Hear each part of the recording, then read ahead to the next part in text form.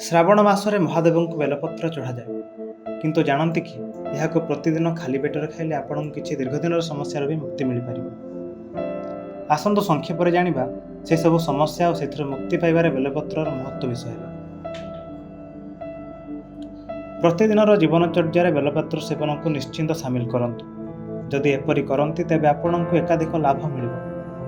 ଏହାକୁ ଖାଲି ପେଟରେ ଚୋବାଇ ଖାଇବା ସହ ଏହାର ଚା ଏବଂ ଜୁସ୍ ପ୍ରସ୍ତୁତ କରି ମଧ୍ୟ ପିଇପାରିବେ।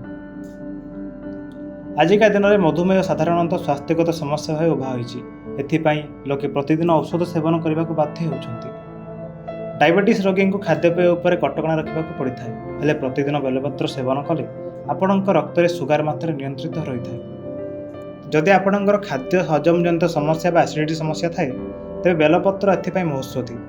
ସକାଳୁ ଖାଲି ପେଟରେ 3 ପାଖୁଡ଼ା 5ଟି ବେଲପତ୍ର ସହ 2.5ଟି ଗୋଲମରିଚ ବାଟି ପିଇଲେ ଆପଣଙ୍କର ଗ୍ୟାସ୍ ସମସ୍ୟା ଦୂର ହେବା ସହ ପାଚନ ପ୍ରକ୍ରିୟା ସୁଦୃଢ଼ ହୋଇଥାଏ। ଏଥିରେ ଅଦା ବ୍ୟବହାର କରିପାରିବେ। ଯଦି ଆପଣଙ୍କର ପେଟଜନିତ ସମସ୍ୟା ଥାଏ, ତେବେ ଏଥିପାଇଁ ମଧ୍ୟ ବେଲପତ୍ର ସବୁଠୁ ଉତ୍ତମ ପଥି। ଲଗାତାର ଭାବେ ଖାଲି ପେଟରେ ବେଲପତ୍ର ଖାଇଲେ ବା ଏହାର ଜୁସ୍ ବନାଇ ପିଇଲେ ଆପଣଙ୍କର ପେଟରେ ଥିବା ଅନେକ ସମସ୍ୟା ଦୂର ହୋଇଥାଏ। ବେଲପତ୍ର ଶରୀରର ରୋଗ ପ୍ରତିରୋଧକ ଶକ୍ତି ବଢ଼ାଇଥାଏ। ଏଥିରେ ଥିବା ଆଣ୍ଟିଅକ୍ସିଡାଣ୍ଟ ଓ ଭିଟାମିନ୍ ଇମ୍ୟୁନିଟିକୁ ବଢ଼ାଇବାରେ ଯଥେଷ୍ଟ ସାହାଯ୍ୟ କରିଥାଏ, ଫଳରେ ଶରୀର ନିରୋଗ ରହିଥାଏ। ବ୍ୟୁରୋ ରିପୋର୍ଟ, JBR ସମାଚାର।